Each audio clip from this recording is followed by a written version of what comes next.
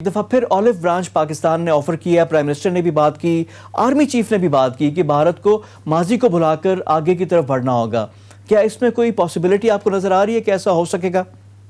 جی، انہوں نے جو پریمائز بنایا میرا خیال وہ بڑا ایفیکٹو ہے، جو لاجک دی وہ بڑی ایفیکٹو ہے۔ انہوں نے کہا کہ جو انٹرسٹ ہے، سپریم انٹرسٹ کسی بھی ملک کا، وہ ویلفیئر آف دی پیپل ہے، اور سیکیورٹی کا مطلب یہ بندوقیں اور ٹینک نہیں ہے، بلکہ ایک اکنامک سیکیورٹی، سوشل سیکیورٹی، اس پر یہ پرمائز دونوں نے بنایا، آپ نے دیکھا ہوگا پرائم منسٹر نے بھی اور آرمی چیف نے بھی۔ اور پھر اتنے پریشر میں جیسے ہندوستان آیا ہوا ہے، ان کی ہر چیز کاوش ناکام ہوئی اور پاکستان صبر سے یہ سب کچھ برداشت بھی کرتا رہا، دیکھتا رہا۔ تو میرا خیال انہوں نے آخری دفعہ مجھے لگتا ہے کہ ایک دفعہ پھر ہاتھ بڑھایا ہے دوستی کا، بشرطے کہ ایک شرط ہے، کچھ لوگ اس شرط کو سمجھ نہیں پائے، اور انہوں نے کہا جی کہ جو آرمی چیف نے کہا کہ ماضی دفن کر دو کہ شاید سب کچھ دفن ہو جائے گا، ایسا نہیں ہے۔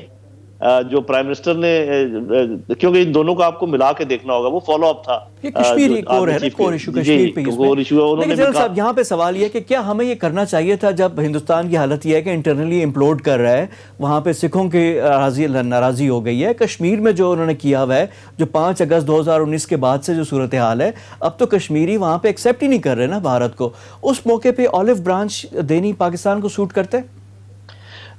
میرا خیال یہ کہ دو پوائنٹس آف ویوز ہیں پاکستان میں۔ ایک یہ جو آپ کہہ رہے ہیں، میں خود آپ کو پتا ہے کہ اس ذہن کا ہوں کہ اس وقت ہندوستان بہت مشکل میں تھا، انہوں نے ہمیشہ ایکسپلائٹ کیا ہے جب بھی ہماری مشکلات، ہمیشہ ہمیں تنگ کیا ہے، اور کیوں ہمارا حق نہیں بنتا کہ ہم بھی ان کو اسی جواب دیں، اسی زبان میں جو کہ وہ ہمارے ساتھ۔ کلبوشن آپ کے سامنے ہے، بلوچستان میں جو ہو رہا ہے آپ کے سامنے ہے، ان کے حالات نہایت خراب ہیں، چین سے مار کھائی ہے، پاکستان سے مار کھائی ہے، کشمیری قابو میں نہیں آ رہے ہیں، اندر مین لینڈ میں سارے مسئلے ہیں۔ ایسے موقع پر پہلے بھی ایک دفعہ یہ کر چکے ہیں ہم 1962 میں، اگر آپ کو یاد ہو، چین کے ساتھ، اور آج تک ہم اس کو یاد کرتے ہیں۔ کچھ لوگ کہتے ہیں گولڈن اپورچونٹی تھی کہ جب بھارت اور چین کی لڑائی تھی، ہم نے کچھ نہیں کیا۔ جو دوسری سوچ ہے جو یہ کہتی ہے کہ گیو پیس اے چانس، تو لیٹ دم پلے، دیکھ لیتے ہیں کہ، کیونکہ میں تو یہ سمجھتا ہوں کہ اگر آپ کو ہندو ذہنیت کا معلوم ہو تو کبھی ہندو کو آپ چانس نہ دیں جبکہ اس کی کمزوری ہو۔ انہوں نے کہا کہ ان کی جو ہے۔ اچھا سر، یہاں پہ ایک اور چیز ہے کہ کچھ بیک گراؤنڈ میں چیزیں تو ہو رہی ہیں، لیکن جو دوسرا پوائنٹ آف ویو جو آپ نے بات کی اس میں یہ ہے کہ جو غریب لوگوں کا اگر ہم سوچیں کہ دونوں طرف کی پاپولیشن ہے، جو سوشو اکنامک ڈیولپمنٹ نہیں ہو سکتی جب تک امن نہ ہو، لیکن ساتھ ساتھ کچھ نہ کچھ بیک گراؤنڈ میں چیزیں ہو رہی ہیں بیک چینل پہ۔ جو ڈی جی ایم او کے جو رابطہ ہوا، جو سیز فائر ہوا لائن آف کنٹرول میں، تو یہ بیک گراؤنڈ میں کوئی کام ہو رہا ہے لگتا ہے؟ جی، کام ہو رہا ہے، اور اگر ہسٹری کو دیکھیں تو میرا نہیں خیال کہ پاکستان اور ہندوستان نے آپس میں مل کر کبھی کوئی کام اچھا کر لیا ہو۔ ہمیشہ کوئی تیسری پاور کا انفلوئنس اس میں ہوتا ہے، تو اس میں میں یہی دیکھ رہا ہوں کہ کچھ اور طاقتوں کا اس میں رول ہے۔ تو جنرل صاحب یہ کیا ہو سکتی ہے؟ تیسری قوت کون سی ہو سکتی ہے؟ امریکہ ہو سکتا ہے، کیونکہ چین کے ساتھ تو بھارت کی اپنی مخاصمت چل رہی ہے۔ جی، چین بھی ہو سکتی ہے، امریکہ بھی ہو سکتا ہے، کیونکہ چین نے آپ کو پتا ہے تھوڑا سا ان کے ساتھ مفاہمت کی ہے یہ تبت والے بارڈر کے اوپر، اور شاید چین کے ذہن میں یہ ہو کہ یہ موقع زیادہ ٹینشن کریٹ کرنے کا نہیں ہے، اور امریکہ تو صاف ظاہر ہے اس نے چونکہ ہم سے کام لینا ہے افغانستان میں، اور بڑا ضروری کام لینا ہے، اور وہ کام ہمارے علاوہ کوئی کر بھی نہیں سکتا، تو عین ممکن ہے کہ ان کی طرف سے بھی انڈیا کے اوپر دباؤ ہو کہ آپ کوئی کریں۔ لیکن اگر یہ امریکہ کی طرف سے ہے یا کسی اور کی طرف سے ہے تو یہ پھر ٹیمپریری ثابت ہوگا، جو ہی وہ حالات۔ کیونکہ سر اب دیکھیں نا 70 سال سے 72 سال سے کتنی ایفرٹس ہو چکی ہیں، نتیجہ تو وہی ہے کہ سم گیم تو زیرو ہی ہے۔ اچھا، یہاں پہ ایک اور چیز بڑی امپورٹنٹ ہے کہ جو چیف نے کہا کہ ہمیں اپنے گھر کو بھی ٹھیک کرنا ہے، تو گھر میں کیا ٹھیک کرنا ہے؟ جی، کوئی ایک چیز ٹھیک کرنے والی ہو تو میں آپ کو بتا دوں۔ سب سے پہلے پرائرٹی میں کیا ہے؟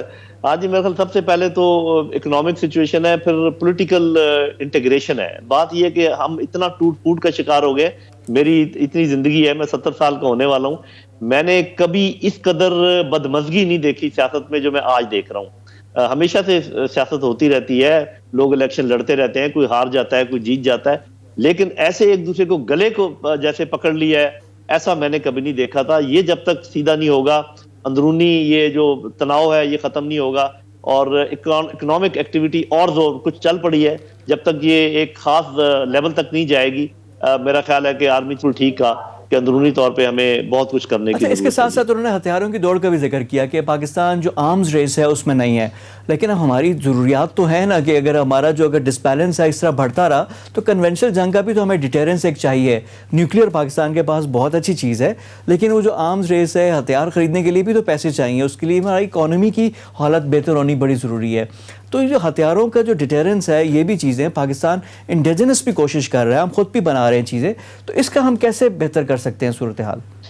جی دیکھیں، یہ بالکل بڑی امپورٹنٹ بات ہے، کیونکہ ہندوستان کا جو رویہ ہے اس سے یہ صاف ظاہر ہے کہ ذرا بھی بیلنس میں خرابی ہوئی تو وہ ضرور سے فائدہ اٹھائے گا. بالا کوٹ تو اس نے کیا، اگر ہماری ایئر فورس نہیں ہوتی تو ہم لوگ کیا کرتے پھر؟ تو لیکن اللہ کا شکر یہ ہے کہ اس وقت بھی ہماری سچویشن جو ہے ہتھیاروں کے لحاظ سے بری نہیں ہے، اور خاص کر جو ہم نے انڈیجنس پروڈکشن شروع کر دی ہے، خاص کر جہازوں میں اور میزائلز میں، توپوں اور ٹینکوں میں بھی ہم بہت کچھ جو نا خود کر رہے ہیں. تو اس کی وجہ سے نیوی کے سلسلے میں بھی ہے. تو لیکن آپ کی بات درست ہے کہ ہمیں ایک منیمم بیلنس جو ہے وہ رکھنا پڑے گا، لیکن اصل چیز جو ہے وہ نیوکلیئر ڈیٹرنس ہے. اس میں صرف ہتھیاروں کا ہونا کافی نہیں ہے، اس میں جو رویہ ہوتا ہے نیشن کا وہ بھی بہت ضروری ہے. تو میں سمجھتا ہوں کہ ہتھیاروں کے لحاظ سے ہمارے پرابلم اتنا نہیں ہے جتنا کہ شاید رویے کے لحاظ سے ہو. اچھا دل صاحب، اب ایک اور ہم نے بھارت کی تو بات کری، ایک اور پڑوسی بھی ہمارا افغانستان. افغانستان میں امن کا خواب، یہ بھی ایک خواب ہی لگتا ہے ہو رہا ہے. اب جو بھی نئی ایڈمنسٹریشن آتی ہے، پرانا جو اب امریکہ میں بھی ہم نے دیکھ لیا کہ وہ چیز چینج ہو رہی ہے.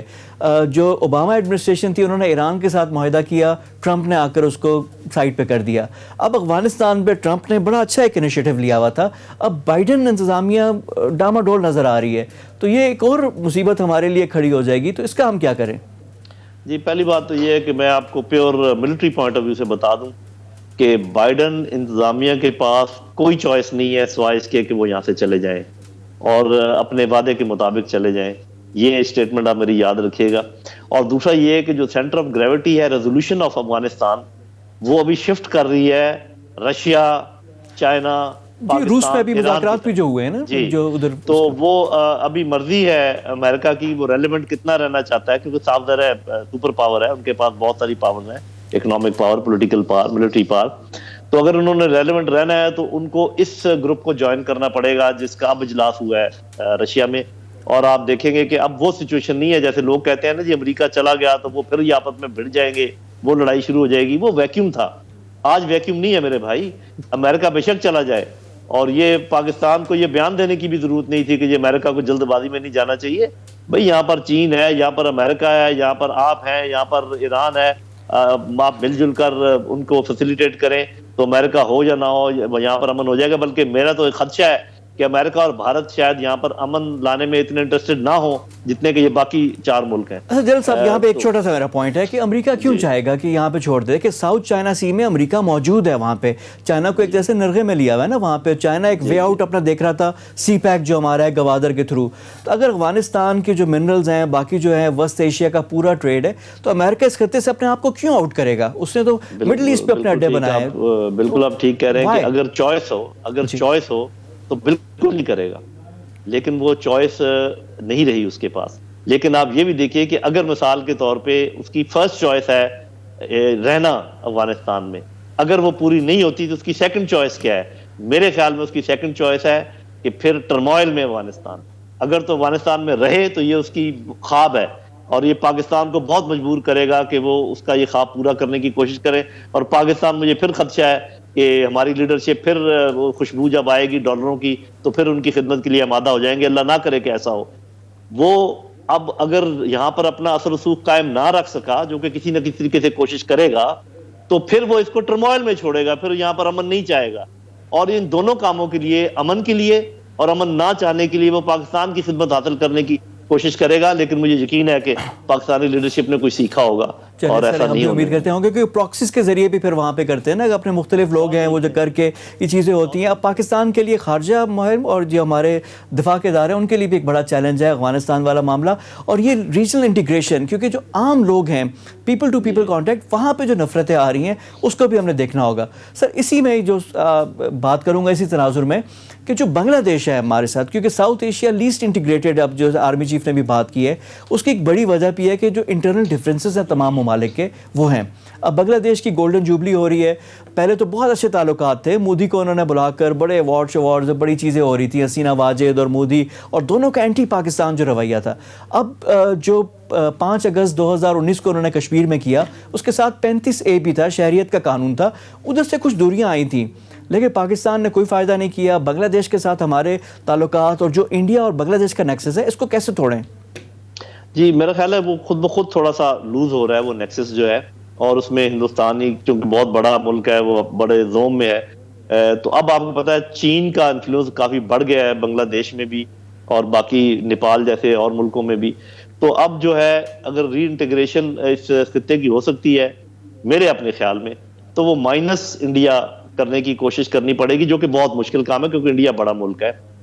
لیکن چائنا کی سرپرستی میں مائنس انڈیا ایس سی او کو ایکسپینڈ کر کے اور ایسے ملکوں کو ساتھ ملا کے کیا جا سکتا ہے کچھ نہ کچھ, کیونکہ انڈیا اب چونکہ اسٹریٹجک پارٹنر بن گیا ہے امریکہ کا, اور وہ چائنا کو روکنے کے چکر میں ہے, کوارڈ میں بھی شامل ہے, باقی بھی ہے. لیکن سر مصیبت یہ ہے کہ انڈیا تمام ممالک جتنے بھی جنوبی ایشیا کے ہیں, تمام سے سرحدیں اس کی ملی ہوئی ہیں. مالدیپ سری لنکا کے ساتھ سمندری سرحد ہے, باقیوں کے ساتھ فزیکلی اٹس دیئر. تو اس کا ہم کیا کریں؟ جی یہ اسی لیے تو میں کہہ رہا ہوں کہ یہ مشکل کام ہے, لیکن ناممکن اس لیے نہیں ہے کہ اگر یہ بلاک بڑا بن جائے, ایس سی او میں یہ لوگ ملک شامل ہو جائیں جو کہ سارک کا حصہ ہے, اور ایس سی او کا نام بے شک آپ جو بھی رکھنا چاہیں رکھ لیں, تو پھر کیونکہ آپ کو پتہ ہے روس بھی تھوڑا متنفر ہو رہا ہے ہندوستان سے, چائنا کا آلریڈی آپ کے سامنے ہے, سارے جو پیریفرل ملک ہیں ہندوستان کے ارد گرد سب کا ایک مسئلہ کوئی نہ کوئی کھڑا کیا ہوا ہندوستان کی طرف سے. تو اگر یہ آپس میں مل بیٹھیں تو ہندوستان کو ساتھ ملانے کی کوشش ضرور کرنی چاہیے, لیکن اگر وہ کامیاب نہیں ہوتی تو اس کا یہ مطلب نہیں ہے کہ ہم ہاتھ پہ ہاتھ دھرے بیٹھے رہیں اور اپنا انتظار کرتے رہیں کہ جی ہندوستان کب مانے گا. بھئی اگر ہندوستان نہیں مانے گا تو پھر کیا یہ سارا علاقہ ایسے ہی پڑا رہے گا؟ چلیں اس کو بھی دیکھتے ہیں, لیکن پھر ایک طرف پھر گھر کی بات کرتے ہیں کہ جو بات بھی آئی تھی کہ قومی سلامتی صرف فوج کا کام نہیں ہے, یعنی سب کو مل کر اس میں کرنا ہوگا. اور جو قائد اعظم کا ویژن ہے, اب 23 مارچ بھی جسٹ راؤنڈ دا کارنر, جو ویژن تھا اس میں ہم کہاں تک پہنچے, کیا اور کیا مزید کرنے کی ضرورت ہے؟ جی دیکھیں, بنیادی طور پہ تو میرا خیال قائد اعظم کا جو سلوگن تھا وہ یونٹی فیتھ ڈسپلن والا, وہ اگر ہم پکڑ لیں تو بس سب کام ہو جائیں گے.